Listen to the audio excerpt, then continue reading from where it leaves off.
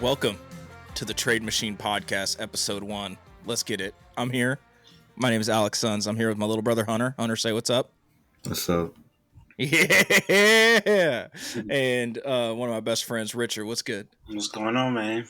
Man, I think the NBA is the only league where you can start a podcast at the start of the offseason.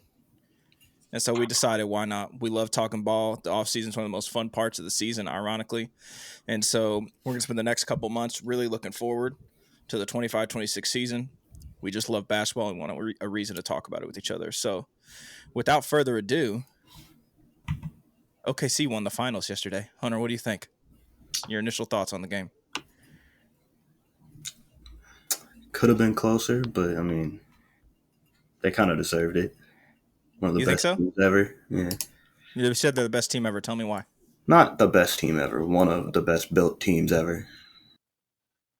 I agree with that. Like top 5 offense and defense consistently all year. So I mean, can't really. Well, I mean, the thing that's interesting is if I was like building a team in a lab, they kind of did it perfectly.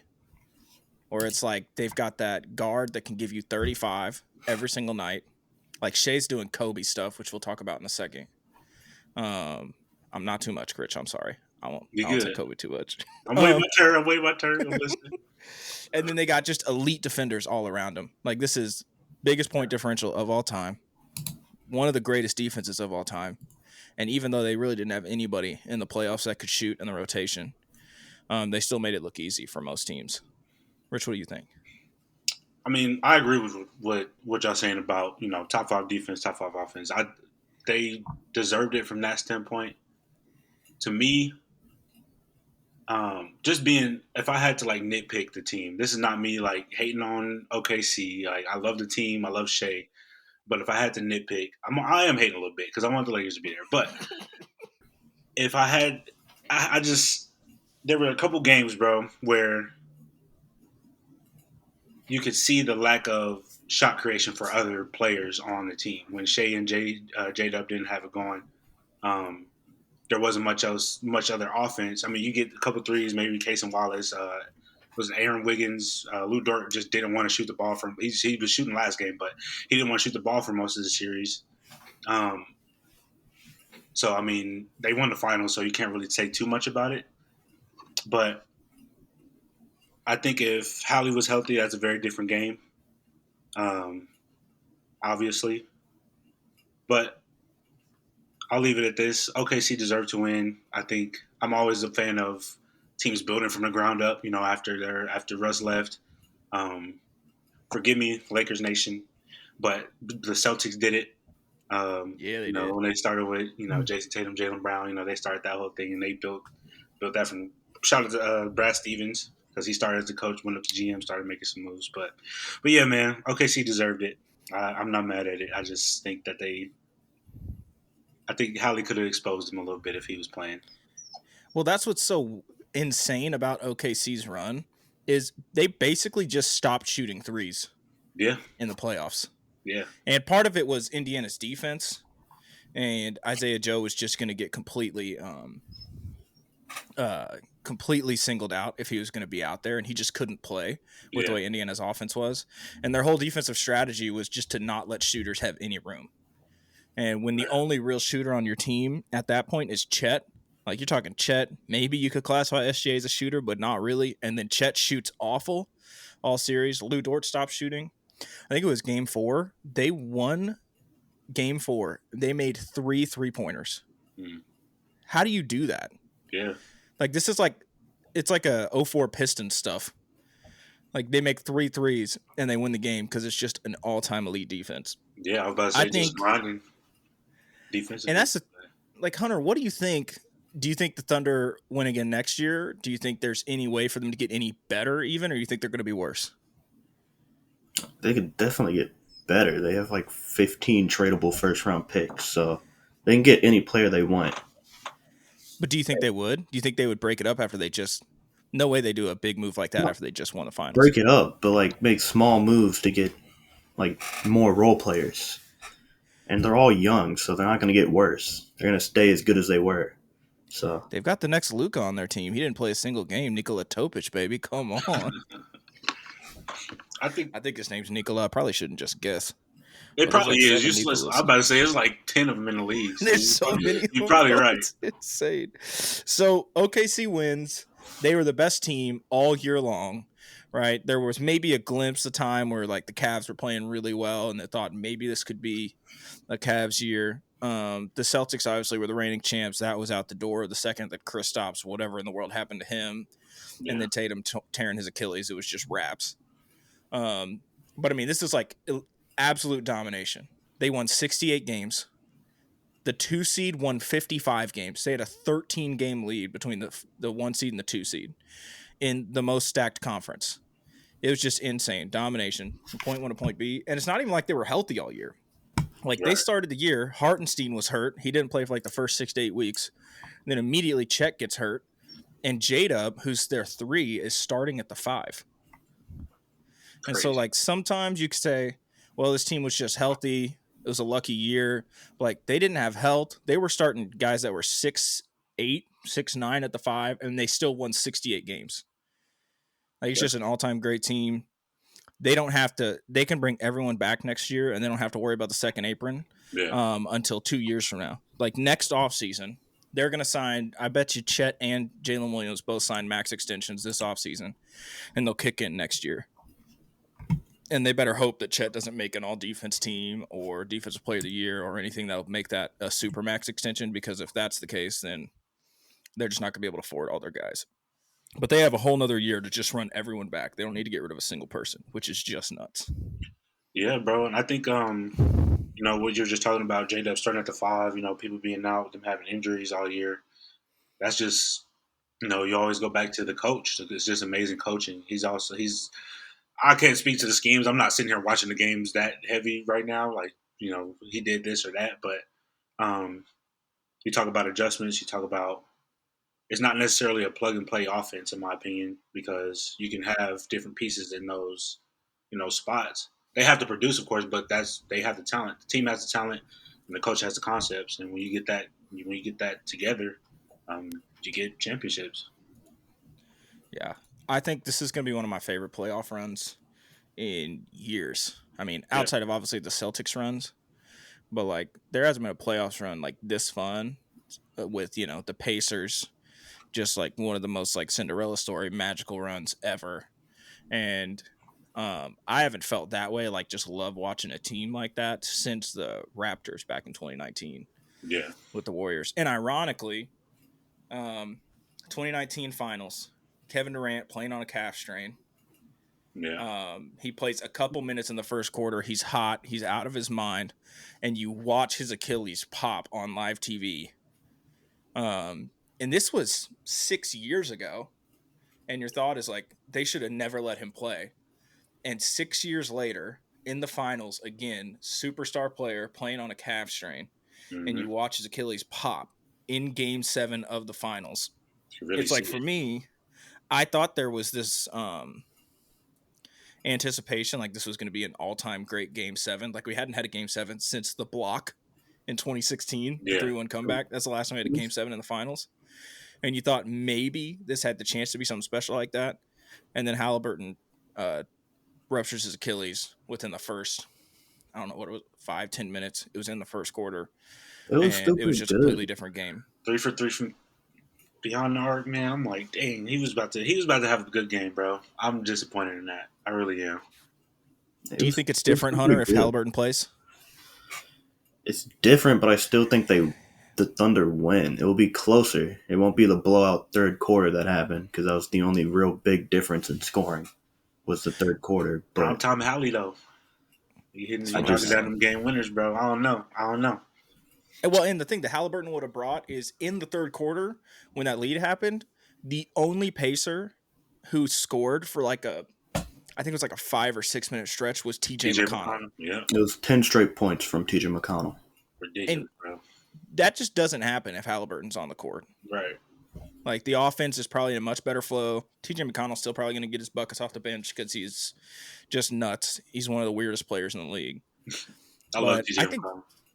When I think about like how the game could have been different, that's probably the only thing is do they keep it within a 10 to 12 point game, and then you're at the end of the game, things are tense, and you get a little bit more Haliburton magic?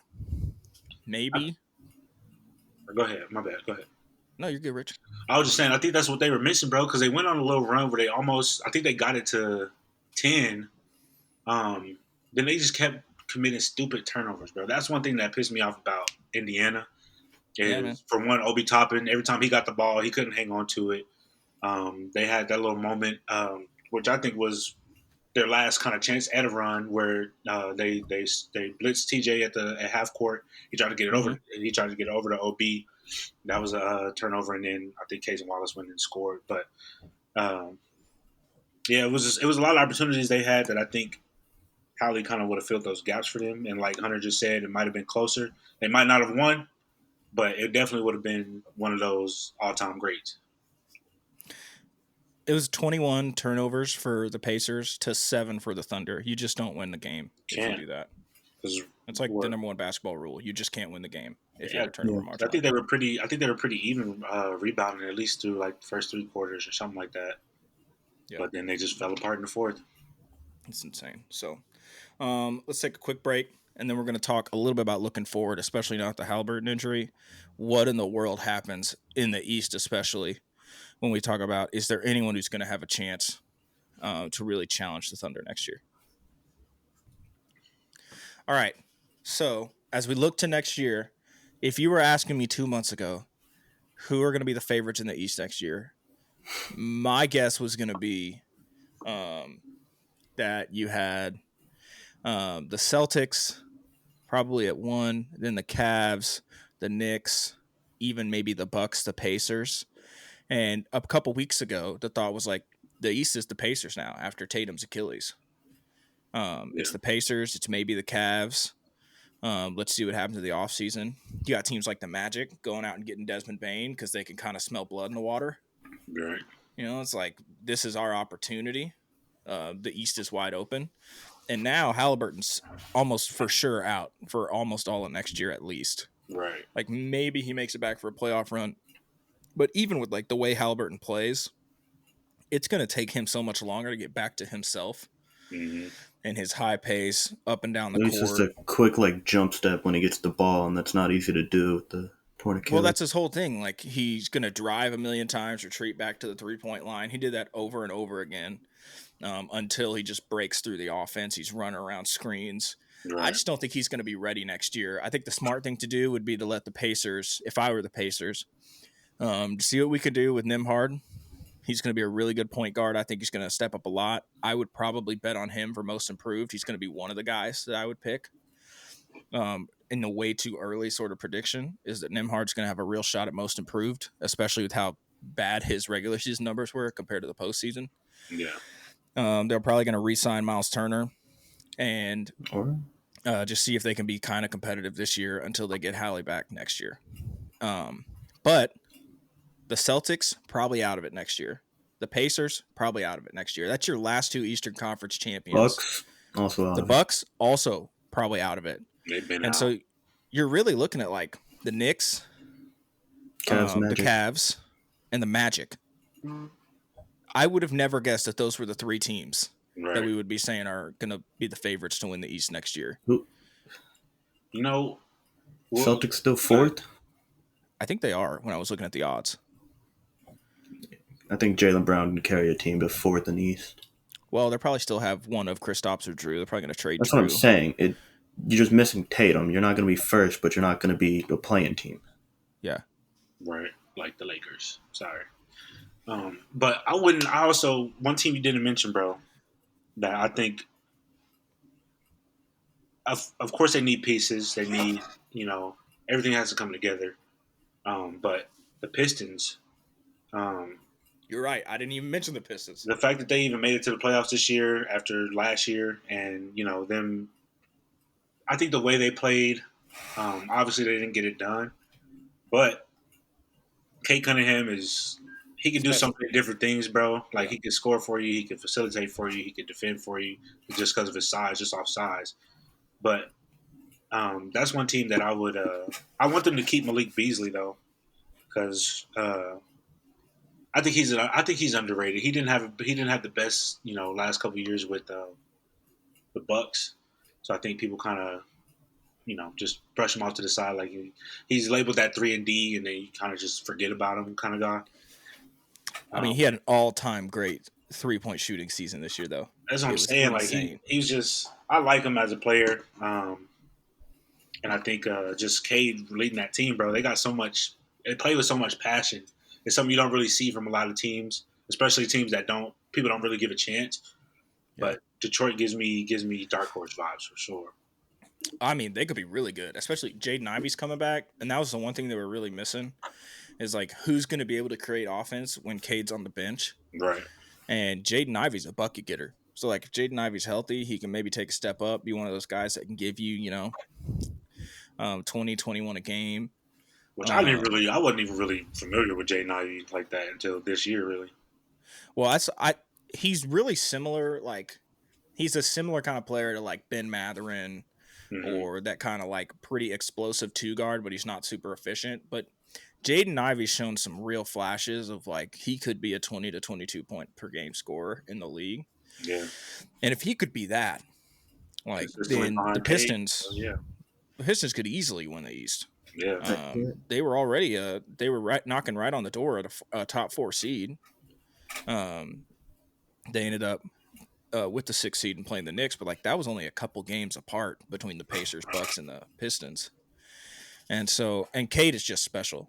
Like he's a 6'8", 6'6", whatever he is, just huge point guard. He's too strong for guards to guard him, and he's too fast for bigs to guard him. Sweet spot. And like, there's only a couple guys. Like you're talking about the Jaylen Browns, like the prime Paul Georges. Like those, you need those big wings that are still fast enough to stick with him.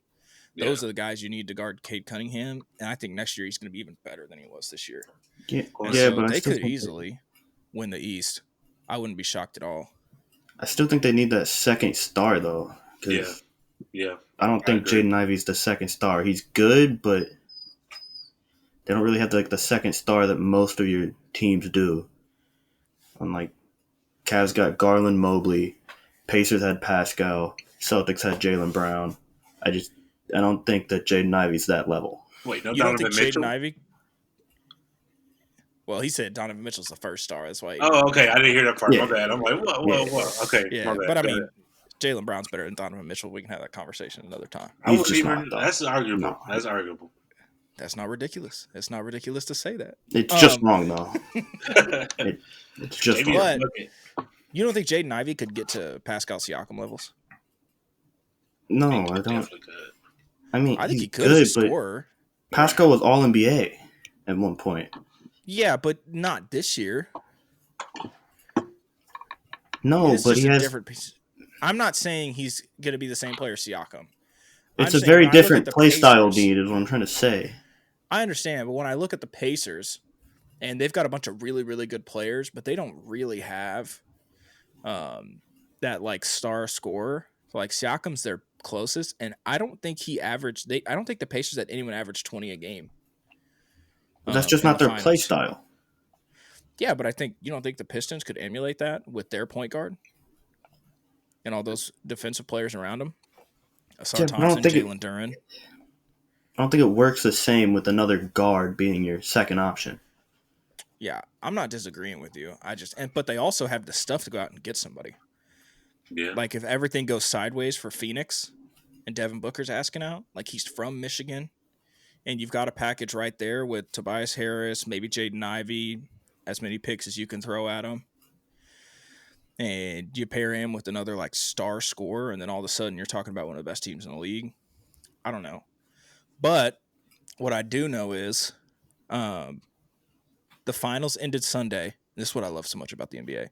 The draft is 3 days later on Wednesday. Yeah. I was talking about that with Lex yesterday. I'm like, damn. It was like, all right, it's over. Let's get these new ones in. That's you have no time. And then the next week is free agency. Yeah. Crazy. Like, that's why the NBA offseason is almost as fun as the actual regular season because there's so much going on. There's so much excitement. And we got kind of a stacked draft this year. The more time, also only 2 months away from the start of the season after all the free agency stuff too. That's what I'm saying. There's a very little downtime, and it's already time to get back into the season. But this draft, I think personally, Hunter made a little mock draft. We're going to point out some of it. But the consensus here is that 1 and 2 are basically booked and done. Cooper Flag is going to go to Duke unless Nico does something insane again. He going back to college? No, He's not going to Duke. He's going to the Mavericks. Good looks. Good looks. I'm looking at the Duke thing next to his face. And Dylan Harper is going to go to the Spurs. I like that, man. I like that. Bro, Dylan Harper, we just talked about Cade Cunningham. And Dylan Harper, I think that's his best comp. Is like a lefty Cade Cunningham. He's big, he's strong, he's super smart. He's not really like a shooter or a scorer in that aspect, but he's so good at getting to the bucket and finishing around the rim. He reminds me so much of Cade. Really good passer. Like almost the perfect player to pair with Victor Wembanyama. It's nuts. Yeah. I was excited about KD possibly going there. My bad, Hunter. Go ahead. It's going to be hard for him to reach the potential because he's going to be under Castle and De'Aaron Fox. So he's not going to get that much playing time for it to develop. If Dylan Harper starts to look like he's a guy, I wouldn't be shocked if they move Fox. Or they could go small and move Castle to a small forward. That's what I'm saying. It kind of reminds me of, y'all remember that year that OKC had Chris Paul? Yeah. And they had these lineups. It was Chris Paul, Shea, and Dennis Schroeder. Right? So it's like baby Shea. So we're talking he's averaging, I don't even know what he averaged that year, but it wasn't 32, 5 and 5, whatever he averaged this year. Baby Shea, Chris Paul, and Dennis Schroeder, and they just tore lineups apart. Like you had 3 guys who could play off each other, really smart with the ball, really athletic. And that's what I can kind of see the Spurs doing a version of that. Where like you get a lineup that's got De'Aaron Fox, who's just lightning fast, Dylan Harper and Stephon Castle are both 6'5", 6'6".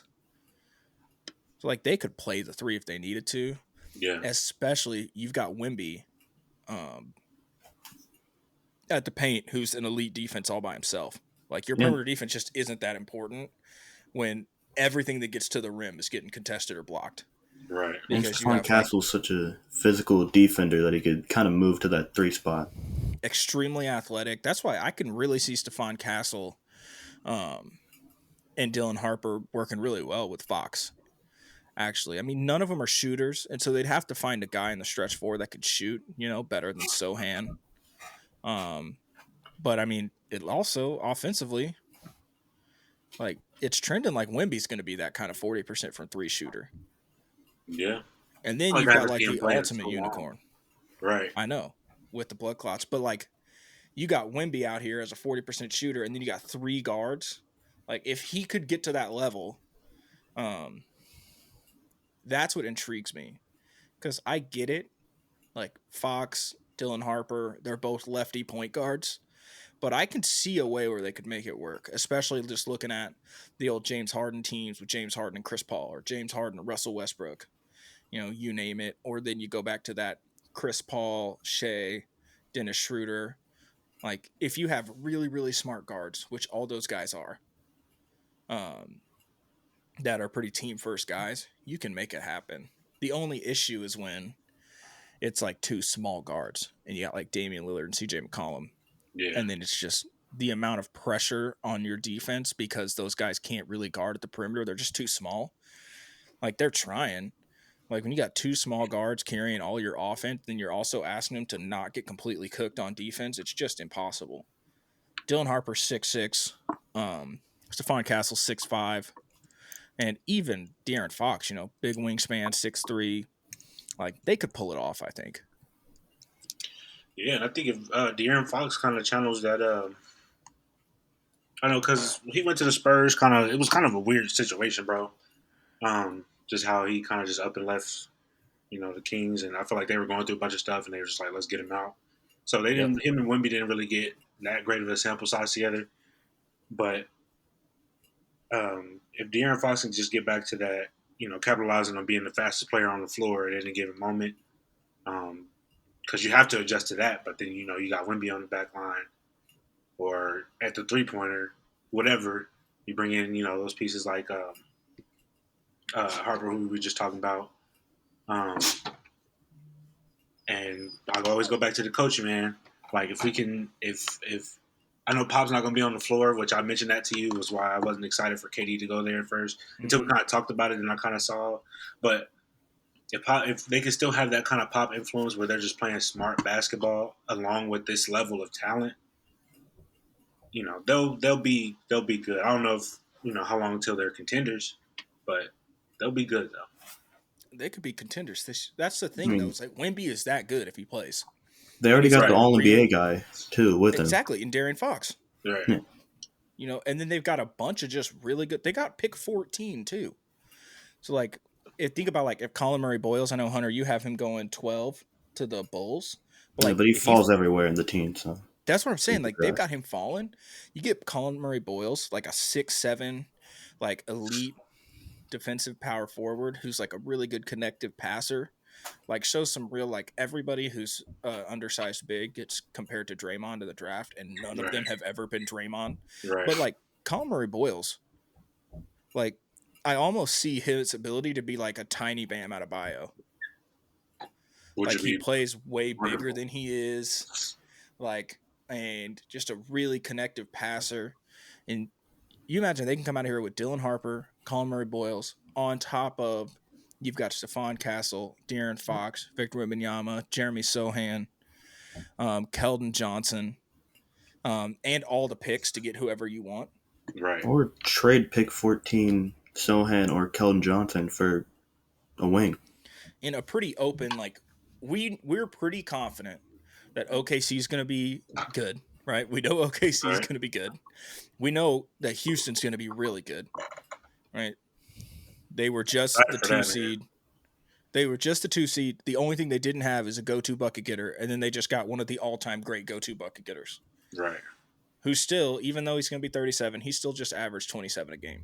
KD is still like we got. I mean, I know the metrics probably show like, age cliffs, whatever, but you got guys like KD, Bron, Steph that just doesn't apply to. So you can't really say that about KD. Like he could probably play till he's 40 if he wanted to. I don't know if he will, but he loves basketball that much where he might. He's a hooper, bro. Yeah, and he's with Ime, who's like just one of the best coaches in the league. Already has a relationship with him. So like we know those 2 teams are going to be good. But I mean, name another team that you're really, really confident is going to be good, right? Lakers got questions. What are they going to do with the 5? What's going on with Bron? It's actually a little bit weird. I'm sure he'll end up back there, but it's kind of a thing. Right. They're going to have to trade Austin Reeves and get a 5.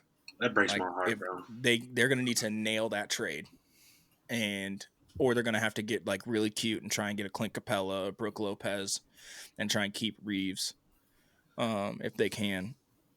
But there's big question marks there. I wouldn't be upset necessarily. I mean, Reeves on the team, I like the Lakers with him more than without him. But if we're going to – it pains me to say this, but if we're going to really be – just because we got Luka, I love Luka, but he was in Dallas all these years and didn't do it with the perfect setup for him. Mm-hmm. We need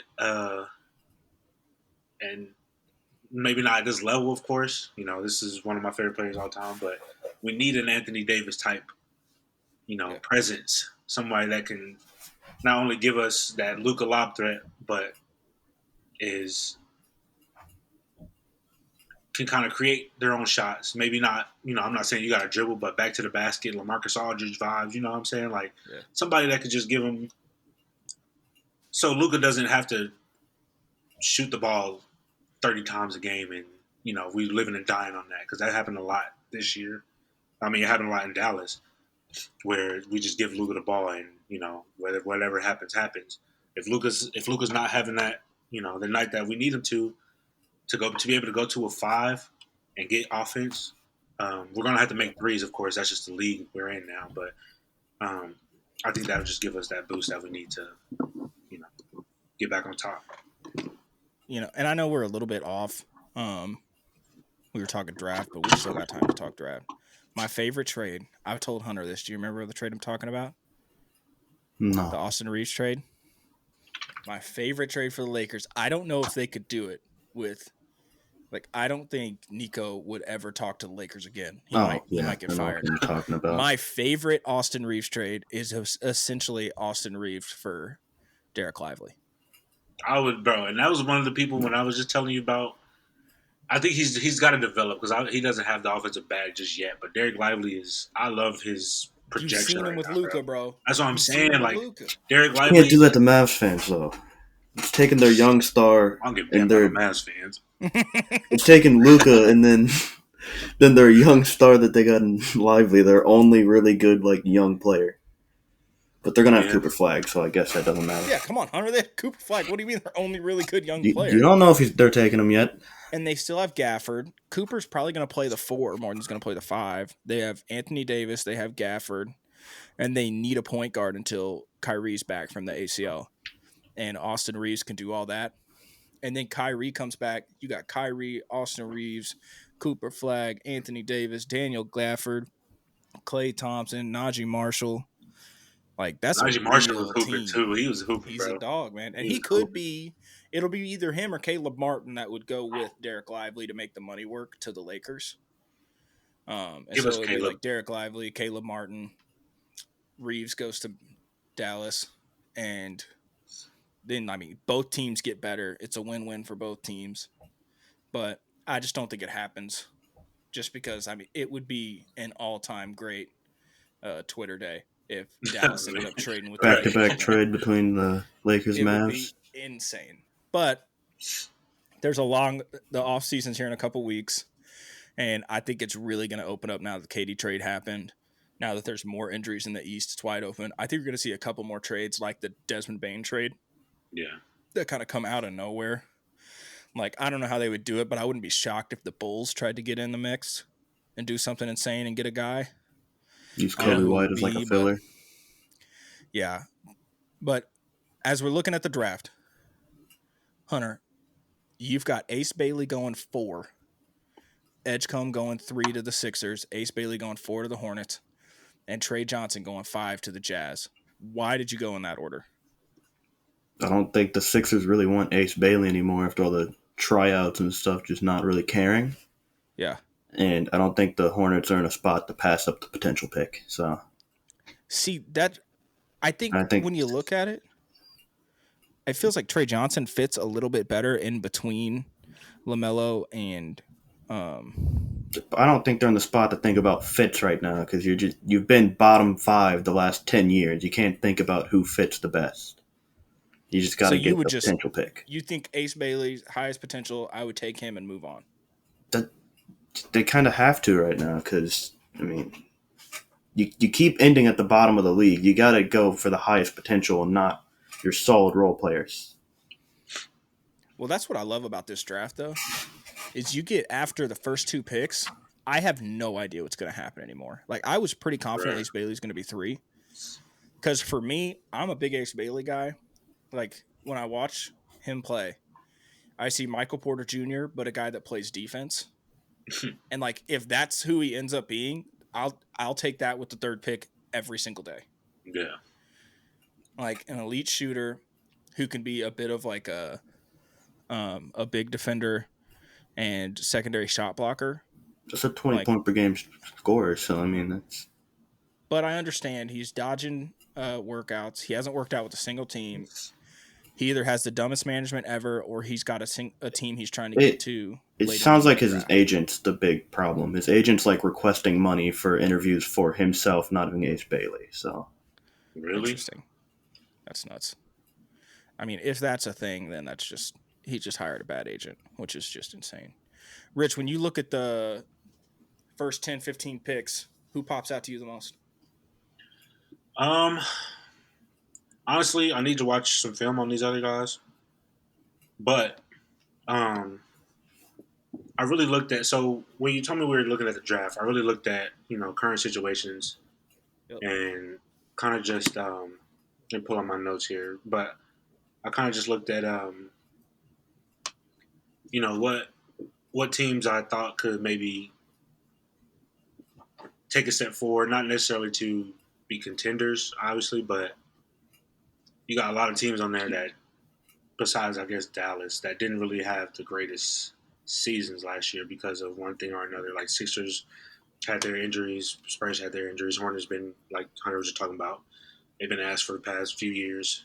Mm-hmm. But this, I guess, outside of Cooper Flag, because I mean, obviously he's going to be whatever he's next generation, that Yeah. guy. The only guy I've really been paying attention to is Dylan Harper, and I really like him on the Spurs, bro. I really dove into the Spurs for this. Yeah. So you said so Edgecombe, or is that what the guy you were Edgecombe. saying was the elite shooter, right? No, it's Ace Ace No, Bailey, he's a elite Bailey. really shooter, like bro, and Tripping. Trey Johnson. But yeah, Edgecombe, bro. but it's my bad. Go ahead. Edgecombe, if he ends up in the right place, I think can be Drew Holiday. just like Like really Yeah. physical early. defender. Just Exactly. Extremely athletic, like good defender. Not Well, really a shooter, but just a smart player on offense. He's a dog, man. yeah, and I actually had Ace Bailey. I kind of broke down what it would look like him going to the Sixers. Yep. Because when I think the last time people were really taking the Sixers seriously is when, not that he was super consistent, but when Tobias Harris was there, he was just that 3-and-D guy, Yeah, but bro. real like an actual 3-and-D guy. Mm-hmm. But when they had the 3-point shooting along with Maxi coming up, and Maxi's gotten better since then, and hopefully this surgery that Joel just had keeps him in the game. Hopefully Paul George has a bounce back season. A lot of things have to go right, but if they can get the shooting along with these guys playing at their best potential, I really like Philly's chances of making a run next year. So that's the thing. Is like I have no idea what Philly. That's why it's such an interesting draft because at 3, if it was me, I'm taking Ace Bailey. I don't care about any of the other stuff. We're gonna get him in the building, Yeah, and like this guy has flashes of, like I said, like Michael Porter Jr. with defense. yeah, Which I mean, you're talking like he's never gonna have the handle to be a Kevin Durant, Tracy McGrady type of guy. But I mean, if he could be like a Rashard Lewis, yeah, exactly. just like big wing shooter, can play defense. And that's a Like perfect. that's the kind of exactly for the That's Sixers. yeah, because you think about Rashard Lewis on the teams he played. I mean, when he was on Orlando, he was kind of Yeah, just like he was the guy. He was hooping whatever, but um, he played. He was in Miami, right? yeah, for a little bit. Yeah, Hmm. and I mean, you just get that guy in that role. Not only did he bring the energy, but he also brought some production that they needed.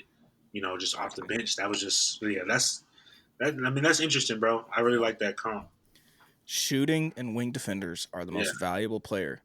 Like if you want to get like nitpicky, the most valuable thing you need for a team is a superstar. In my opinion, the second most valuable thing once you get the stars in the building are 3-and-D wings. yeah, Like kind of you making do it not win championships unless you have like real 3-and-D wings. sound like they're completely rich for Knuckle then at 3, Alex. Exactly. That's the other guy. And I know He's you had him at best 6. shooter.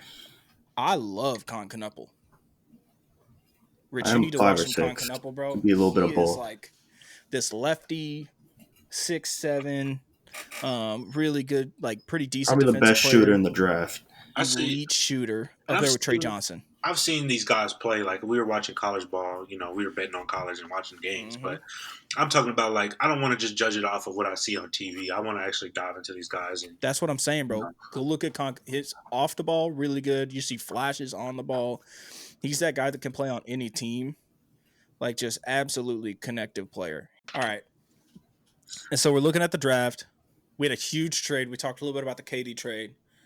I want to talk about the Suns. They have the 10th pick in this draft. They got Jalen Green and Dylan Brooks. A lot of the rumors that they're going to try and flip those guys. yeah, And Hunter and I have been talking the last couple days since the KD draft happened yesterday. The KD trade. Can't be the last couple of days. Hunter, shut up, man. Just pulling it up. I'm about to say some insane stuff on this. But I was trying to say, okay, let's figure out the Jalen Green trade. And I'll just be very honest. I'm not really a Jalen Green guy. Like I I was, understand he but shows not really. flashes. He has potential. He averaged 21 a game. And if you just look at it from that perspective, 21 a game, he's 23 years old. He was just on a really good team, 6'4" shooting guard. I think, okay, that's a guy I want. But then, like, you look at how he played in the playoffs, highly inconsistent. He has a really hard time playing with other players when he's not the guy with the ball in his hand. Mm-hmm. Like, Şengün is just clearly was the Rockets' best player. And there were so many times where Şengün really needed to have the ball in his hands at the end of games, and it was Jalen Green dribbling around Yeah. for 12 seconds while we That's waited to see true. what just for him to brick a three. Like, Right. I like Jalen Green, but at his contract, his value, he's on his second contract now. Like, he's getting paid $33 million a year for a guy that just completely disappeared in the playoffs. And not a good fit for Devin Booker. And a terrible fit next to Devin Booker. That's a good point, bro. And I like Jalen Green. You said he's been showing flashes, which I agree, but he's been showing flashes for too long, bro. At some point, you guys start having flashes. The movie got to drop, bro. You can't just keep edging people on with this. Oh, I could be this. You have to be that at some point. And he just hasn't been, bro. And so I was a Jalen Green guy for a second when he was on the rise, but now it's just stagnant. And I don't know. I hope he gets better. I like him. I like him as a player. I like his game. He's super athletic. I like how he finishes around the rim. He's aggressive, but he just hasn't taken that extra step. So I'm kind of preaching to myself here, but Jalen Green reminds me of Kyle Pitts. Yeah. We're like, bro, I can't give up on Kyle Pitts. Yeah. Like, I keep saying, this is the Still year. waiting for the breakout year. I'm still waiting. He's so young, though. He's young. Right. But now he's about to be on his second contract. Right. Last year, I said, if Kyle Pitts doesn't do it this year, it's probably not going to happen. You're still on the Kyle Pitts thing, though. And I'm already saying, look, they're saying he might get traded. Maybe you need to change the scenery, bro. Maybe. He ends up with a real quarterback on a real offense. Yeah. He could be a real guy. Send him to KC. Send him home, baby. Yeah, but that'd be cool.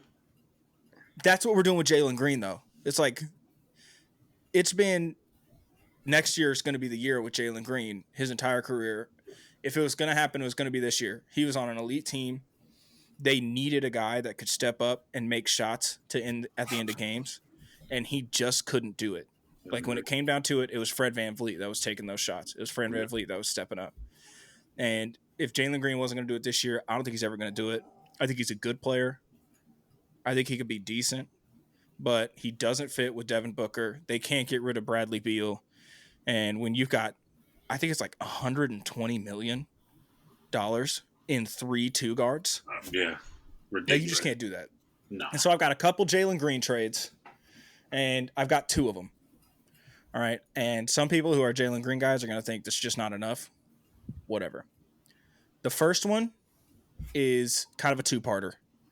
So the Nets are one of the only teams with cap space. And they're also one of the teams that just, like, they can take a swing on anybody. Yeah. Like, the Nets, they got Cam Thomas.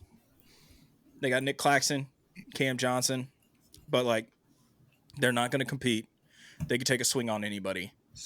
Because, like, Cam Thomas was nice last year, but you get towards the end of the year, it's like, is he really a guy you want leading your team? Yeah. Like, at the end of the day, he's best served in, like, a Lou Will sort of role. Right. And Jalen Green, you can hope for more with him, especially with just a big 6'4" guard.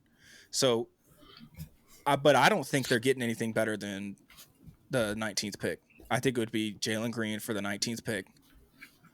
And then if I'm the Suns, I try and see if I can make that a little bit of a 3-teamer and send the 10th pick and the 19th pick to the Pelicans to move up to 7 and make sure that I can get Malawach and get me a real center.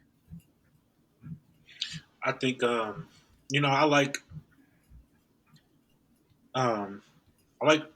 I mean, them kind of shopping around, going to Brooklyn, maybe getting some picks. Because I was looking back at when Phoenix went to the finals. This is before KD. And 2022. Yeah, and they 21. Well, yeah, 21 finals, yeah. But I'm not saying they have to go out and get another Chris Paul. But you see when Devin Booker can kind of delegate the facilitation to someone else Mm-hmm. and focus on scoring. He can still do. I mean, Devin Booker's just he's an underrated defender, obviously an elite scorer. Um, if you can surround him with just competence, like that's all you really you really need for a player like Devin Booker to thrive. You go out and get somebody in the draft, which I don't even know who's in that class, but you go out and get somebody in the draft that could just come and do their job. The Suns could be right back, where they were a few years ago. The issue with the Suns is they need a big and they need a point guard. Right. And so And they can go one Andre of those was two here too, directions. so I think Devin Booker can play the point guard role, but He can, but he's best served if he's playing with a he, real he, point guard. he yeah, but he definitely has could the play. passing to do it, though. Is what I'm saying. He definitely could. I love Devin Booker because he just kind of adjusted what the team needs. Yeah. I just think in terms, just thinking of them making it to the finals again and possibly winning. I think Devin Booker just giving him the rock and saying go score it, don't worry about nothing else. He's going to do what his team needs. It's his team, but in that role, the Suns, well, at least then were kind of unstoppable. Devin Booker was at least. Well, that's what I'm saying. If they can get a guard and a center, then that team can be decent. They actually still have guys. They've got Grayson Allen. They've got Dylan Brooks now. They've got Royce Royce O'Neal. Like O'Neal. those are guys that can play that sort of 2 through 4. Like Royce O'Neal's more of a 4. They have Nick Richards, who's like okay as like a backup 5. Yeah, They really need a 5, and they really need someone that can either play the 1 or can really play the 2 because Bradley Beal, it's just over. yeah. Like It's sad, but yeah, maybe Still he got 2 has a little years on his bounce back contract. here. Yeah, that's the thing. It's 2 years. They're not buying him out after 2 years. If they do, like maybe, but like they're not trading him. The best they can do is buy him out. I don't know. That's hey, why Brad, for me. Go ahead. I'm about to say Brad Bill ain't over on 2K though. I sent my player to the Suns. We've been killing, Oh, he's a dog, getting buckets but or ISO for him. it's a dog on 2K. It's every time bucket, bucket, bucket. But the Suns can go that route. They can get picks. They can try and trade up. Either get Kasper Yakachonis, or you like how I said that, or Common Malawach. Or I'm getting better at this. So they can get the big center, or Yakachonis is just a big point guard who shot pretty bad, but that was after he broke his wrist. Like Really good passing, though. Before he hurt his wrist, he was shooting in the high 30s, I think, from 3. Elite passer, 6'6", can be a defender at that sort of size. Like, he'd be fun next to Booker. But, I mean, if I already have those guards, already have Brad Beal, already have Booker, already have Grayson Allen, I'm going to try and get Malawach. Give me just a big, like, rim protector. Yeah. Just huge, 7'2". Hope he can turn into, like, a real player. I don't know. What he was doing for Duke, if he could do that for the Suns, like they could maybe compete for a play-in spot next year, which is the best you're asking for at this point. Yeah. Like they've completely screwed themselves. They're ruined. The other thing they could do, if they wanted to just stick with the 10th pick, see if Malawach or Derek Queen can fall to them, or maybe just pick whoever falls. I kind of like the Heat taking a swing with Jalen Green and almost just a straight-up trade Jalen Green for Andrew Wiggins. Yeah, replace Jalen Green with Andrew Wiggins. You definitely get more scoring. You save a little bit of money, 1 less year on the deal. Andrew Wiggins can be like a defensive 3-4 for the Suns. Yeah. He doesn't have the potential of Jalen Green, but I mean, Andrew Wiggins was the second best player on that 2022 team that won the finals with the Warriors. He was hooping, bro, and I've been kind of keeping up with Andrew Wiggins since, because I'm a Jayhawks fan. Yeah, man. I watched him. I mean, I think he also. I mean, I don't know if he's capped, but it kind of seems like he has a little bit, which isn't bad. You just need to get him in the right role. Clearly, he did what he needed to do for the Warriors when they won. But you get him on the Suns, a guy that isn't going to kind of necessarily take the shine from Devin Booker, which I feel like was a problem with having KD and Bill there. It's just too many alpha mentalities, too many, head of the snake. Which that's kind of gives Phoenix a luxury, though. because you don't have to go out and find that alpha. You don't need a Cooper Flag. You don't need somebody to come Oh, in bro, and you just need change guys your around him. organization. Yeah, you already have your guy, so just go get pieces. I think it's easier to draft pieces and develop them into what you want to, rather than going out and trying to find your next save my franchise guy. Exactly. And Hunter, we're coming right up at the end, but you had a Jalen Green trade. What was it? I don't really like it, but just thinking the Clippers might want to go somewhere, have a young player, Uh-huh. and use Norm Powell's expiring contract. And I think Norm Powell's a better fit than Jalen Green for the Suns. That's another. That'd be a bucket. I mean, he'd be another bucket coming. Give him that scoring. Yeah, he would. And I mean, who knows how he would be? James Harden and him would either be like the worst combo ever, or James Harden would make Jalen Green so much better. Right. Make him Right. stop Just never playing, know. just do everything yourself play. But I think Well, I Give him mean, finally off-ball movement. he goes to the Clippers, bro. It's kind of like a humbling moment, because you go to a place from where you're the guy. We're getting the ball to you, to where,